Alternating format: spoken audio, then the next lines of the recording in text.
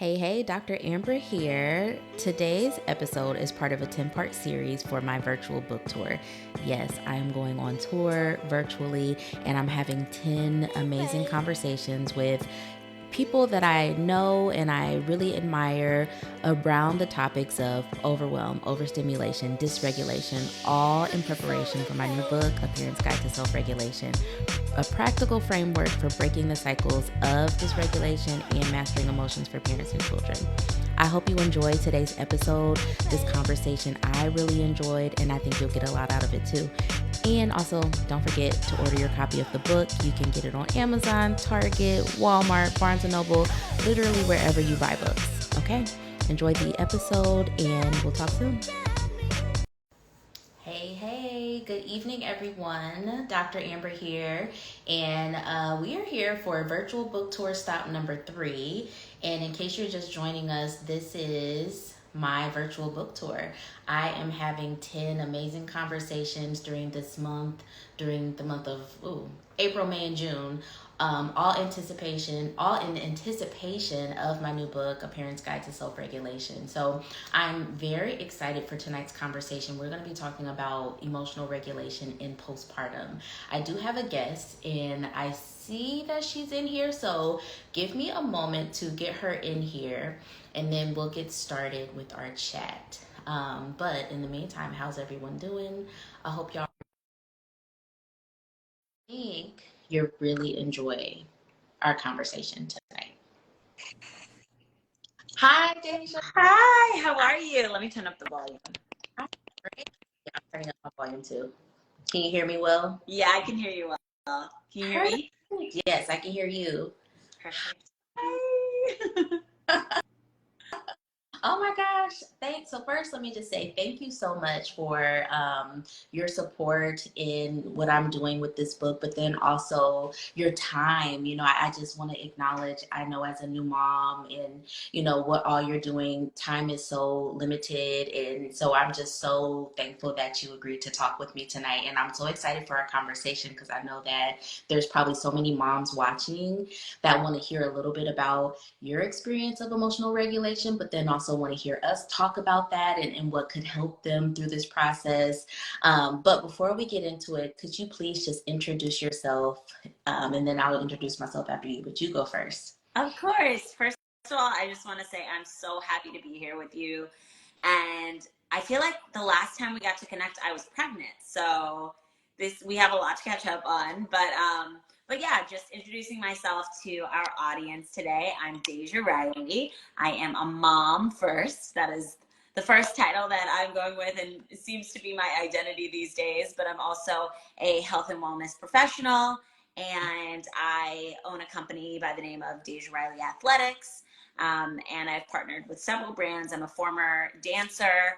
I've had a long career in getting to work with multiple artists and directors and choreographers, and on and on and on I could go. But today I am here to talk a lot about my postpartum journey and talk about your upcoming book. I'm so excited for it. And I'm excited to merge the two. I want to hear about your postpartum journey, and I want to see how, some of the topics in the book can relate or correlate or help support that journey. I'm really excited for us to be having this conversation. When I thought about the topics that I wanted to talk about, I knew that I wanted to talk about something related to postpartum because I know that that's such a heavy time. It's such a busy time. There's a lot of emotions in postpartum. And I was just like, okay, I feel like if Deja's up to it, I would really love to have this conversation with her. So again, I'm just so happy and excited that we get to talk. But for anyone who is new to me, my name is Dr. Amber. I'm a clinical psychologist, and now I'm an author of the book, A Parent's Guide to Self-Regulation. And, the book is truly for parents who are realizing that maybe in their parenting journey, they don't really feel prepared to handle their own big emotions. I think a lot of time in the parenting space and online, there's a lot of conversation about, well, how do we support our kids in their big emotions? How do we, help our kids learning how to manage tantrums? How do we help our kids when they go through challenges? But we ourselves also have to know how to do that as well. And so there's just a group of us, especially I think in the millennial generation, where we're just kind of coming to this realization like, I don't feel completely well equipped to handle my own big feelings, the challenges of life. And I want my kid to be prepared to do it too. So I need to really think about this for myself. And so the book is for that person who maybe has struggled with emotional regulation, but also who wants to learn more. Um, so let's just talk about postpartum. So also, you all, as we talk, feel free to ask questions. I will be scrolling through to see if anyone has questions or comments, and we'll definitely engage with you all through that process. But Deja, I would love to know, how's it going? I just feel like that's the first. I don't even think I can go into conversation without first checking in with you. How are you doing? How is baby? How are things going? First of all, thank you so much for that. I think so often in postpartum, a lot of people ask about the baby, but don't necessarily ask about mom. And so I appreciate you just taking a moment to pause and ask me how I'm doing. Today, I am doing really, really well. And that is partially because my son slept through the night last night for 10 hours and 45 minutes. Y'all, Hey, if hey, you know, you know. look, a lot of us on here know. We know.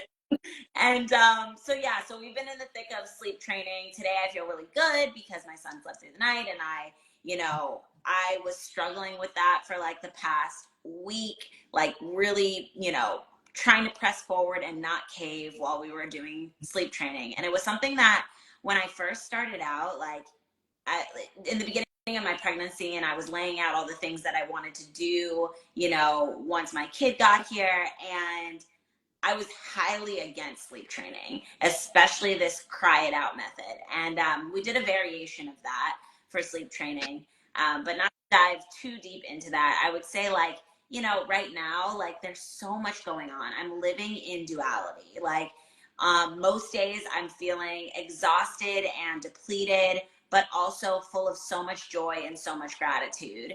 And that seems to be the story of my life these days. Ooh, you said it all so perfectly. But first, let's just double back. Shout out to being able to sleep through the night. Like, I, Yes. you and actually, what? I watched your story a little bit about this process, and I know that baby slept through the night, but you still woke up to pump. But even still, shout out to a baby sleeping through the night because we know struggle. I'm so glad that you had that experience, and I'm really hopeful that more days like that will come for you and baby and for your family, because we know how crucial it is to feel rested and to get sleep, and we also know that in postpartum that can feel few and far between. For Absolutely. sure. And sleep deprivation is just, it's Yes, just an evil monster. And I really am really grateful that I am going to continue, I'm speaking it into existence, get very restful nights so that I can be the best mom that I can be. absolutely. I'm really hopeful for that for you as well. But I think what I love about your process through this conversation, but then also what you've been sharing online, and I know that you've been blogging a bit about your experience, is that you're so insightful about what's going on for you and how you're feeling and how things have changed. And what I'm thinking about is, I know sometimes postpartum can feel like such a struggle because it can really catch us off guard just with regard to how as things have changed, or how much our feelings have changed, or just not anticipating some of what we're going to feel. Was that an experience that you had too? Just what your insight about it now, was that something that had to build over time, or how did that come about for you? Truthfully, Dr. Amber, I think I'm still in the process of building, Okay. and things constantly feel different. Things constantly feel like they're changing and shifting, Mhm. and I'm constantly evolving. I know that I'm not the same woman that I was when I walked into the hospital on November 8th, and I know that I never will be, and I'm still learning to accept and embrace that.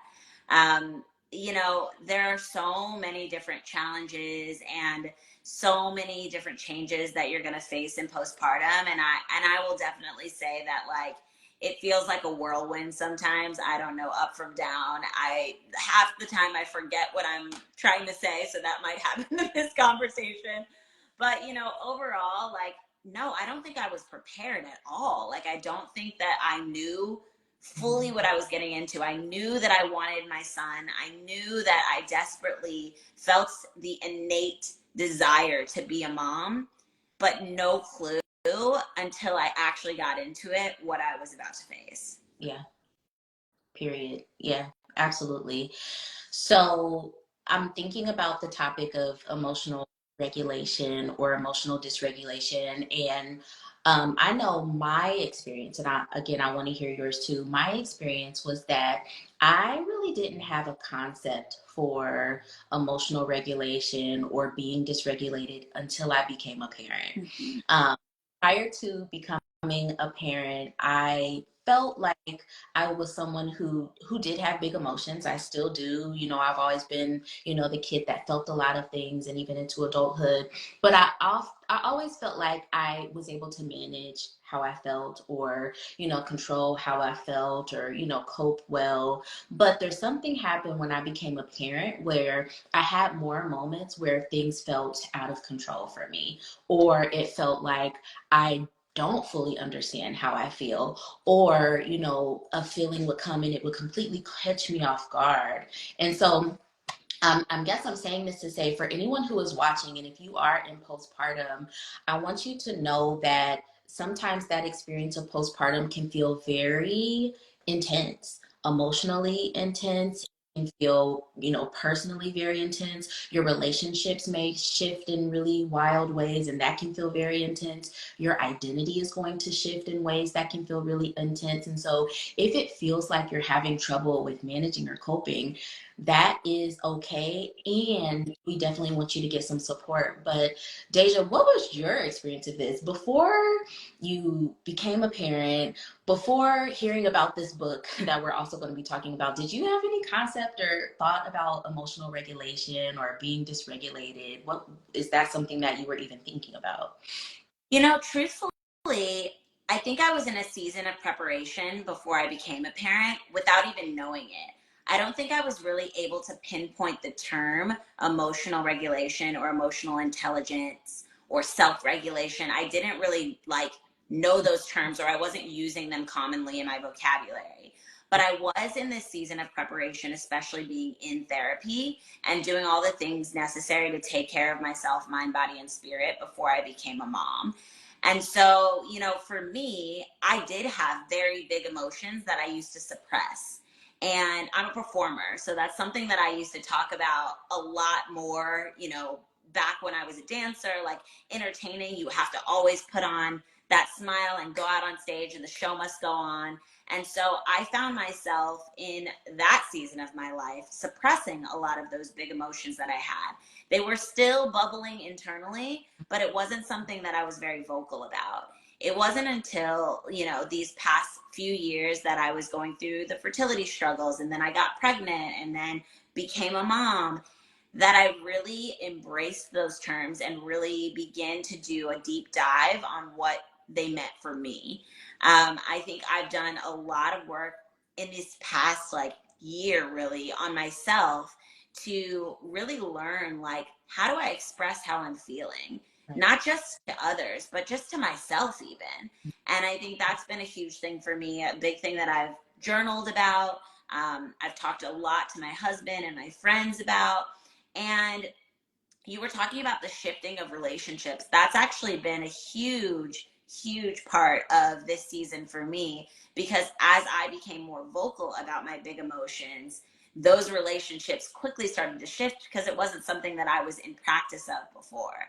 And so now that I'm like, okay, well, I got to let it out, because if it stays in, I'm going to internally burst, but I've got to be able to not only be honest with myself, but be honest with the other people that are in my circle and that I keep close to me, so that I can be healthier, mind, body, and spirit.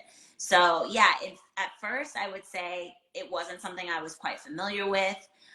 But in preparing to become a parent and entering into this new season where I now am a mom, it's something that I'm very conscious of. Ooh, I love so much of what you said. I think one, I love the idea of parents, prior to becoming parents, utilizing therapy to guide that process. I just think there's so much that comes up once you become a parent that, again, can really like drive how you're feeling, bring up really intense emotions, bring up stuff from your own childhood. And it's just like, whoa, I wanted to be a parent, but I didn't sign up for all of this, this emotional journey. But I think what you said is so key.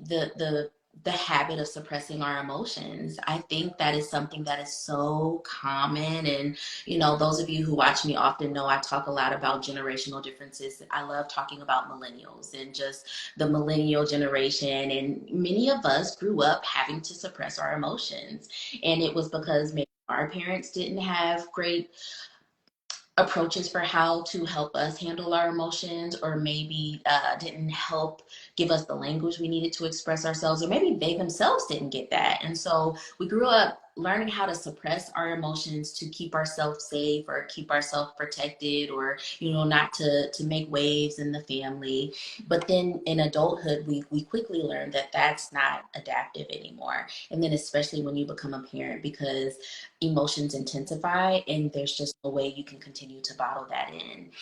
What I have found and what I talk about this in the book is that there are so many factors that contribute to why someone might be dysregulated, and improper means of expressing your emotions is one of them. I think that's something to really pay attention to. And I'm so glad you brought that up. If you notice, and so now anyone watching, if you feel like, or you notice that you don't have proper tools or even sense of safety to express how you feel, that's something I want you all to really be considering, especially in postpartum. Because again, we've already said in postpartum, there's going to be this whirlwind of emotion. New experiences, big shift in your relationships and your identity. We have to have, our method for how we are going to express how we feel. So I'm so glad you realize that, and what's working for you in terms of expressing yourself, but then also coping in postpartum. Actually, I feel like I'm jumping ahead. I'm going to backtrack a bit. um, I forgot. I want to talk a little bit more about what actually has been difficult for you when we're thinking about regulating ourselves or self-regulation in postpartum. What do you think has been the hardest part? Dr. Amber, I don't know if you experienced this in your journey to becoming a mother and then shifting into actually being a mother, but I had anxiety before, and then that shift into postpartum anxiety and a little bit of postpartum depression was so heavy. Yeah. And so, I think that that's like one of the biggest challenges for me is accepting that, these conditions exist. And like, it's normal to feel lonely. It's normal to feel isolated, even when you're surrounded by a bunch of people.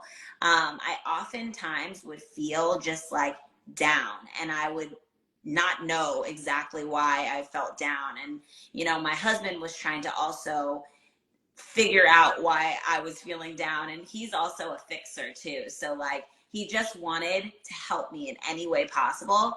And I just couldn't even fully explain to him that like my hormones had completely plummeted, and like I felt like I was all over the place. I didn't feel like I knew who I was. I didn't feel like I could even recognize the person that I was looking at in the mirror. There was so much just negative self-image and negative self-talk and the woes of recovery. My body, oh my goodness, I'm like, this body doesn't even feel like my own. The normal things that I'm used to feeling within my body have completely, transformed, and I feel like I am sitting in new skin now. So I think that some of those things really had a deep effect on me, to even to today. I'm 6 months postpartum and I'm still figuring it out. I'm still moving with the waves and the shifts and the changes that are happening daily for me and for my son. Absolutely. Wow. So much of what you said, it just rings so true. And there's like a billion ways in my head that I want to go with this. But I will say that I also am someone who has basically had anxiety since I was born. Like I've always been anxious. I was an anxious kid, became an anxious adult, and now I'm also an anxious parent. And so I had a very, very, very bad experience of postpartum anxiety after my second child. And I've talked about this on my podcast. My postpartum anxiety was around like my own mortality and whether my body was okay, whether I felt safe in my body, fearing that I was not going to live. And it was just so daunting. And I never want anyone to experience that. And I know it happens. And so just that feeling, I don't know about you, but I felt really out of control. I just felt like, wow, I literally, like, I'm aware of what's happening, but I cannot gain control or calm myself down. I was just so worried and so afraid. And that went on for months. Yeah. But, as I was hearing you talk, I was thinking about when I think about dysregulation for parents, I think about three different buckets. I think many of us first think about emotional dysregulation. So, like, we're talking about our feelings, the sadness, the loneliness, the worry, the anxiety, the fear, sometimes the anger. I know we've talked a lot about mom rage. That can come up in postpartum or just parenthood in general, that emotional experience that feels out of control, feels out of balance. But then you also really spoke so well to this physical sense of dysregulation too. So physical dysregulation is absolutely a thing where your body just feels off. Or, for some people that can manifest as just insomnia, not being able to sleep, not being able to fall asleep, can't stay asleep. For many people, they have a lot of cardiovascular symptoms. So racing heart palpitation, shortness of breath, or maybe they're just really fidgety or easily getting sweaty. Like just your physical body feels antsy or anxious. And then there's also cognitive dysregulation too. And that is what's the chatter in your mind doing? Like what are the thoughts going on in your head? Do they feel out of control? Is your mind racing? Or are the things that are being said in your head unkind? So, all of that is happening in postpartum, and it's just like, whoa. Yeah. Yeah. I saw a few comments. But Deja, if you have another comment, let me know. I'm going to scroll through real quick because I saw a few comments that I definitely wanted to speak to. Someone says, my mom got a therapist for me and I still don't feel comfortable to open up to her. I saw that comment and I wanted to just speak to that. And Deja, you let me know if you have comments too, but I highly, highly encourage you to don't give up on that process of therapy, because many times we know we need that help, we know we need that support, but it's really just getting through the door and that first step of being vulnerable. I think this happens for women a lot, especially women of color. Just that sense of vulnerability is just not something that we feel comfortable with. And Deja and I have already talked about this experience of suppressing emotions and not feeling comfortable expressing emotions. So continue to seek out a therapist that can help you feel comfortable and have that conversation with the therapist. Let them know, hey, I'm not comfortable, but I know I want to be here, and just see how that goes. And if it doesn't feel like the right fit, try another one, because I really want everyone to have that experience of therapy and to feel safe to open up and tackle these issues. Yeah. Dr. Amber, so much of what you said prior to the therapy piece resonated so deeply with me in those three buckets. And so I really cannot wait to get my hands on your book and like really dive into what those three buckets are for me. But on the therapy piece, I would say that, for me, I think I am in a fortunate position that my therapist knew me before I was pregnant. And so I had started a relationship with her prior to, this season of my life, and had already been working with her for a couple of years before getting into my pregnancy and postpartum. I will say this, I've had a handful of different therapists over, the course of my life. And I would say that it takes time to get into that relationship and really be able to dig deep and divulge all this personal information about yourself. And so, to whoever said that, I just want to encourage you that you don't have to spill your entire life on the table in your first session, not even in your second session. It's going to take time. Just take it step by step and know that, the same way that you would court a friend, a new friend, like, and step into even a new romantic relationship, it's, very similar with your therapist. Like, take your time. You're taking your time in diving into a new relationship, and so treat it as so. You don't have to right away just feel like, okay, I've got to just lay it all out for you. Mm-hmm. Take your time in getting to, know yourself even in the process of that, and allow yourself the grace and the time and the space to ease into that relationship. Well said. Very well said. It's a process, it's a journey, it's a relationship that will grow. And so, no pressure to share everything in one session. Absolutely. Reading through comments again, someone just gave you a shout out. They said that they have been following you since the mirror days and your workouts were their favorite. Keep up the good work and be kind to yourself. Yay. No, amazing followers or fans that just love you. So, yes, yes. Okay, I want to make sure I see if there's any more questions before. Someone else said, thanks for sharing those physical symptoms of postpartum anxiety. Often we mention symptoms first, but we're not sure of what they are. Yes, absolutely. I think it's so important, because sometimes there's either what I have found, there's just a lack of awareness. So sometimes people, and we're talking about postpartum, so women may not be in their body or attuned enough to really know what's going on, or you are, but you are not aware of why it's happening or what's happening. So it's so important to just really get grounded up to know, what's happening for me, how do I actually feel, and now can I actually talk about it, and do I have the right language for it, do I know what's going on. Yeah, so important. So now I'm going to go to the question. But we've already talked about some of the challenges that you've been experiencing. We've kind of applied some of the concepts to the book for that. But what has been working for you just with regard to managing your emotions, beating overwhelm, feeling regulated? What has been working for you so far, and or what's a work in progress for you? You know, I think so much of it is a work in progress for me, but I will say I have pulled on some older tools that I've used and then found some new things that I can add to just my daily life to help me push through. I will say journaling is a really big thing for me, and getting back into writing, especially sharing my experience through a blog. I have a Substack that I talk about my postpartum journey on, and I try to put out a piece every Wednesday. Sometimes that doesn't happen and I allow myself the grace, but yeah, it's been really nice to like consistently get back into writing. I know writing was always something that was therapeutic for me, so it was like an old tool that I brought back into my life and just made it work in this season a little differently. Before, I was doing a lot of private journaling and I didn't really share the things that I was going through. But in this season, it's been really helpful to connect with other moms and just other parents in general.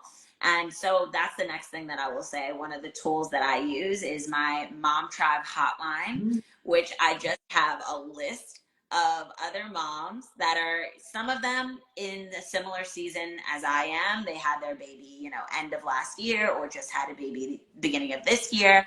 And then I've got moms that have got 2-year-olds, 6-year-olds, 10-year-olds that I can call on and just like vent, ask questions, have a laugh, celebrate a milestone. I think my tribe has been just so incredible. I've connected with moms near and far, moms that are like within my, within the proximity of like where I live. And then also I've connected with moms that are like overseas or like, through my virtual community. And it's been just so amazing getting to hear other people's stories, just to like, you know, get advice about certain stages that I'm entering into. And yeah, I just think like that's probably been one of the tools that I've used the most, is like leaning on my tribe. I also have really been making it a, a priority to take care of myself, because I think in the very beginning, especially when I first got home from the hospital, well, I went to a postpartum retreat first. And then when I got home from that, I was lost. I had no idea what I was supposed to be doing. I don't know why somebody let me leave the hospital facility with a brand new human that I am responsible for. But yeah, like even simple things like making sure that I shower on a daily basis, like making time for that. That's important for me. Making sure that, like, you know, I get a manicure and a pedicure and a massage every once in a while. Taking time to like comb my hair, and like things that you oftentimes like take for granted when you don't have a child. Like these are things that I'm trying to make sure that I consistently implement into my daily life, because I notice how much it makes me feel just better about myself. I know that movement was a huge thing for me. And so, like, incorporating that back into my daily life, whether it's going out and taking a walk, or when my son is napping, doing like a 10-minute workout on YouTube, or, you know, finding time to go to a workout class and asking like my mother-in-law or my mom to like watch my son. It's just, it's absolutely like positively non-negotiable for me to do things for me, because when I feel good, I can be the best mom possible for my son. And so those are just a few of the things that I've been utilizing in these months that I've been going through postpartum, and I know that I'll continue to use them in this journey moving forward. Uh, I love it. And I love how so much of, you know, taking care of yourself in postpartum, but then also making sure that you feel regulated and your ability to regulate yourself, it all comes back to how am I treating myself? Am I prioritizing myself in all these other things that are also important? Do I have support? Am I voicing or, you know, asking for the help that I need? Am I utilizing the tools that will help me navigate this journey?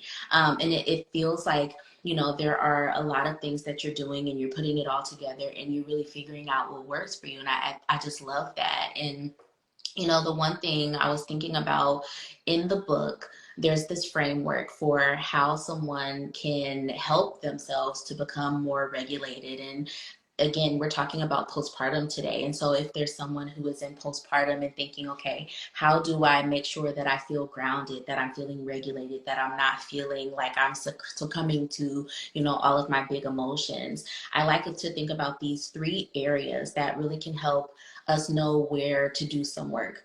One, I think about this practical portion of it. So the practicalities of it. Am I taking care of myself? What skills do I need? What tools do I need?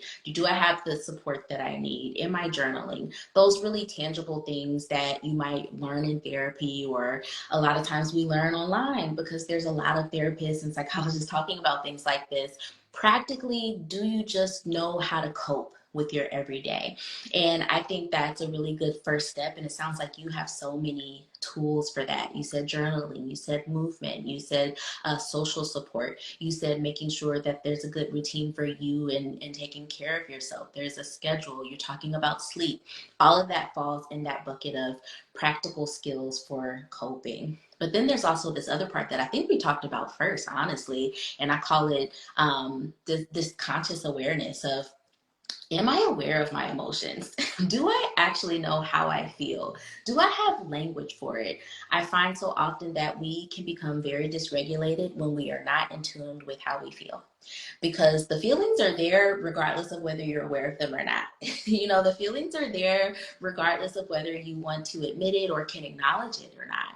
And so the more that we are consciously aware of what's going on for us in our parenting experience or our postpartum experience, that also gives us greater ability to cope.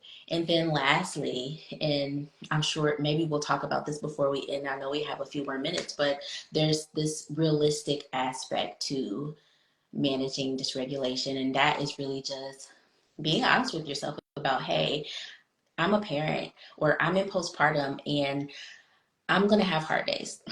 There's gonna be some moments where I really just feel terrible. There are gonna be moments where I really just feel like I didn't do my best, or, my life has changed and I do want some of it to go back, but I know it won't. Just really acknowledging the grief, the loss, the shifts, the changes, and practicing that radical acceptance for, these things that are happening right now are hard. And while I'm going to do what I can to manage, there's so much of it that I don't have control over. I find so often that we become very dysregulated and have trouble managing and coping because we are fighting against something that is just reality. So curious to hear if that is something that you've thought about or if that has come up for you in your postpartum journey too. Oh, absolutely. Absolutely. And Dr. Amber, just to like shift the conversation a little bit, because I have some questions for you. You've been giving so much amazing wisdom, and I don't want to forget this thought because mom brain. But I like, as you were talking earlier, you mentioned mom rage, and like an alarm went off inside of me because I know I've experienced so much of that.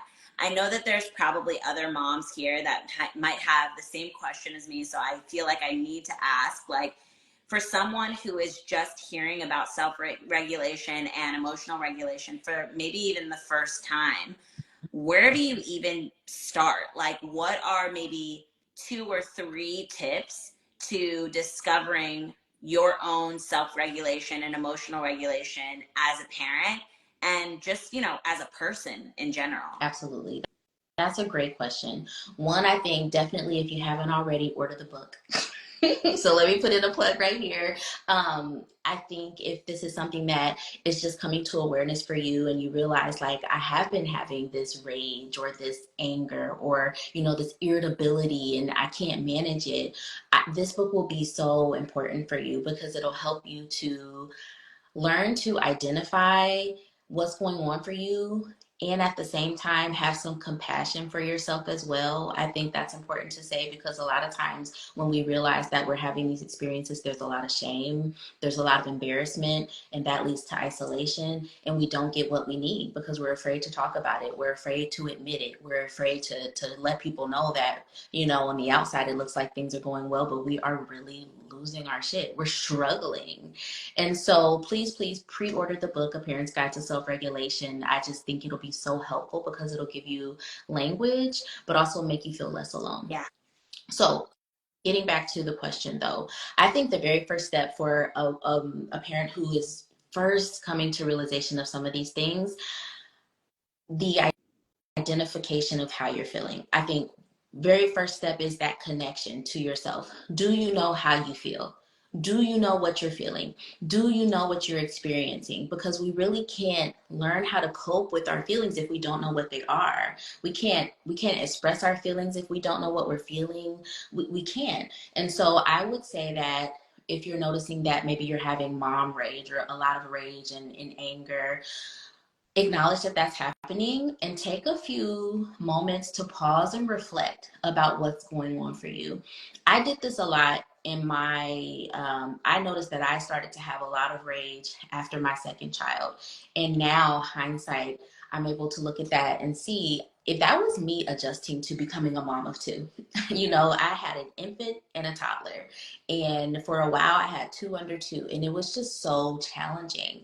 There was a lot of irritability, a lot of rage, a lot of yelling, a lot of just me that did not feel like me. And in that moment, what really helped me, the first step was just to really realize, whoa, this is happening and I don't like it. I don't know what to do about it just yet, but I really just need to pay attention to what's going on for me. And a lot of times I noticed the moments that I found myself yelling or I found myself in a rage, some of the factors that were contributing, I was exhausted or I was extremely anxious about something. I was really worried. I was afraid. And so I was able to identify, okay, these are the precursors that are leading me to be really dysregulated. And for you or anyone watching, it might be something else. For me, my big triggers are always worry, fear, anxiety.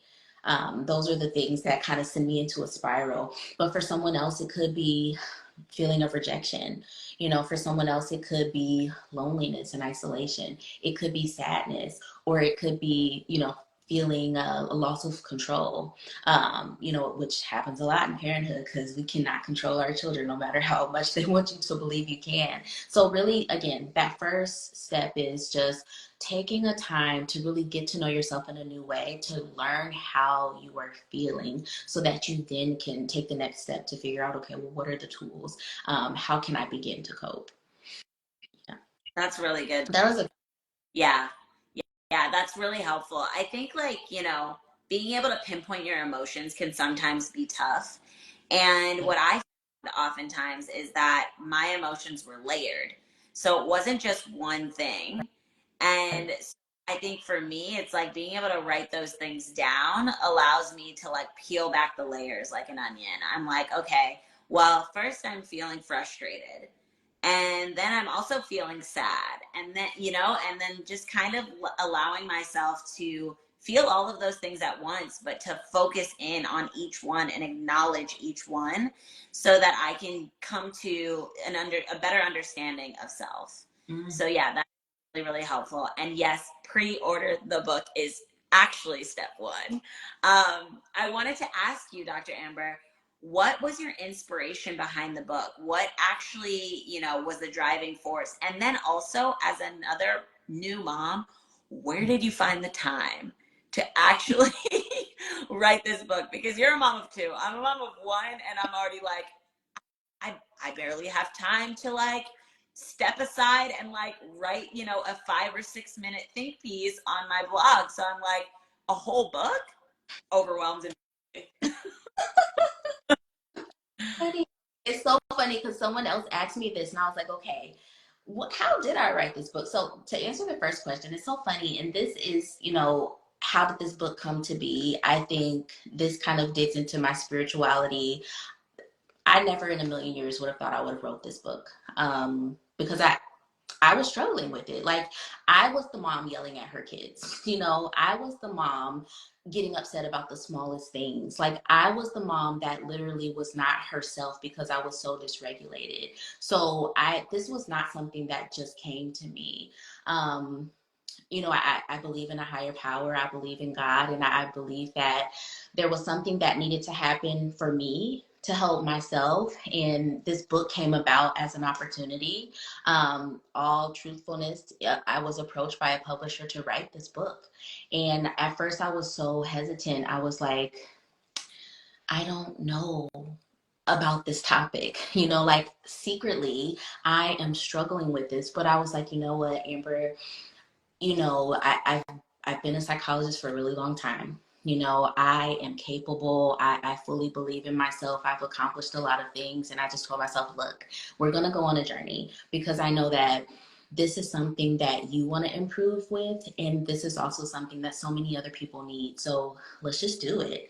And so I said yes to this thing that I felt like I wasn't completely ready for. And it transformed my life, you know, and I'm not just saying that because I want you all to buy the book. Like it makes me emotional thinking about how much I have changed just through the process of writing this book. Because, you know, everything that I write in terms of the tools and the strategies, these are things that I've done to get myself from A to B. You know, I sometimes joke with my husband now, you know, I'll be doing something with the kids and I'm like, because, you know, I'm regulated now, so I can handle this. You know, I'm a person. And I'm grateful for that because now I get to have these experiences with my kids that feel so much more joyful and so much more hopeful and, you know, that are not filled with anxiety and irritability all the time. Yes, I still get anxious. Yes, I still every now and then get irritable, but it's not the primary. And there's so much more joy and so much more goodness that I get to feel. And I'm happy for that. So this was not me. This was someone else, something else that needed me to do this. And it probably was for me. And now I'm excited that other people get to experience it. Um, I'm just grateful and thankful. And I can't wait for other people to read it. And I'm so hopeful that it'll change someone else's life too, like it has changed mine. How did I find the time? You know, I just So this is my astrology side. I don't know. For those of you who follow me, y'all know I'm very into astrology as well. I just say that I have a Virgo placement. Shout out to the Virgos because Virgos get things done. I'm a Virgo moon, and I just am very like, oh, let's write out a plan. Structure, I got it. Organization, that's me. And so that has always just been a skill of mine, being able to really plan things out, be organized, be really disciplined.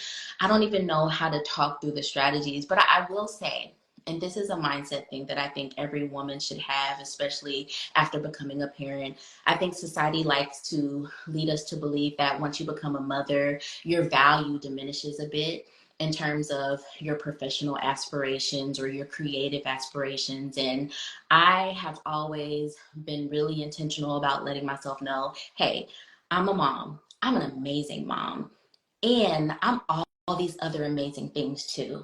And I refuse to allow motherhood to get in the way of all these other desires I have. You know, I love my children. I'm an amazing mom, but I'm also a really amazing psychologist. I'm a great writer. I love learning, and I just really fully embrace those parts of me as much as I embrace motherhood. So that has helped, you know, because I think if I weren't feeling so connected to those other parts, I wouldn't take it as seriously, or I would feel guilty about it. But it's like, hey, I need to do this because I love these things. I'm great at these things. So of course I need to make time to write. Of course I need to let my husband know when I need some extra time to do this. Of course I'm gonna wake up at 5 a.m. to do this because it's important. So I think it's, you know, the mindset of knowing, hey, I still have value to add and contribute into this world even while being a mom. But just, you know, just realizing the importance of it all too. And my Virgo placement helped a lot.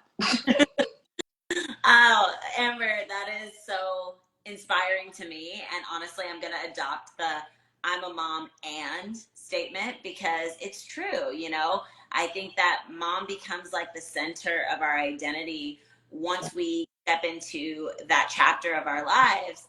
And it stays with us forever, but there is that other side of things and what you are beyond being a mom, and it's okay to make those things a priority as well. So thank you so much for saying that.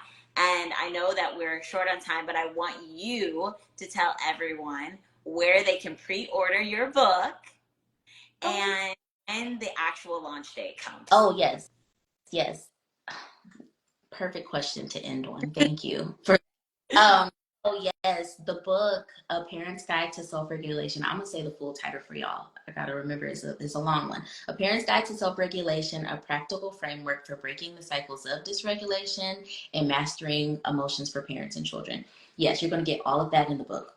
All of it. So you can pre-order your copy literally anywhere you want to get your books. Amazon, it's on Target, saw it on Walmart's website the other day, Barnes and Noble, all of the major retailers is there. So you can pre-order your copy. The release date is June 18th. So we're about a month and a half away, which is crazy to me because this is something I've been working on for about a year now. Just the project being started and writing through the book, like I've been thinking about this for over a year, and so to think that it's almost here is just wild to me. So I would love for you all to pre-order your copy so that on June 18th it can show up at your doorstep and we all can start the process of reading this book together. And I'm just so excited and cannot wait for you all to get your copies and really feel how powerful and life-changing this book can be. Well, I'll be reading it along with everyone else. I cannot wait. And Dr. Amber, I just want to say, like, I'm so excited for you. I'm so proud of you. I'm so honored to be in this space with you.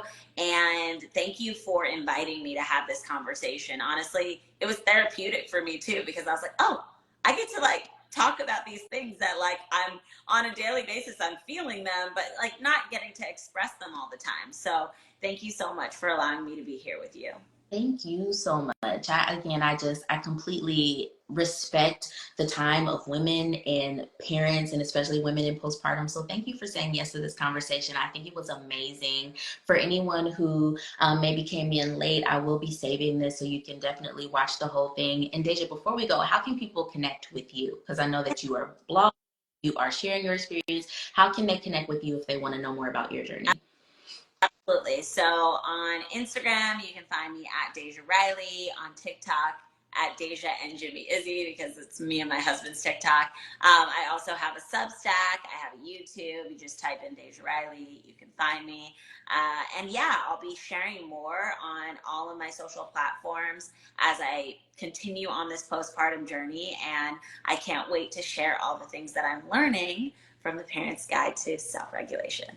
Yes. Well, thank you all for tuning in. Thank you, Deja. This was a pleasure. So, cannot wait for the next one. So, you all, again, this is stop number 3 in the virtual book tour. So, number 4, conversation number 4 is actually on Monday. And for that topic, I'll be speaking with Patricia White, and I'll share more about that later. And we're going to be talking about dysregulation for stay-at-home moms. And so if that's a topic that you are interested in, tune in. We'll be doing that one on Monday. But thank you all for tuning in tonight. Deja, please enjoy your night. I hope you have a good, restful night tonight.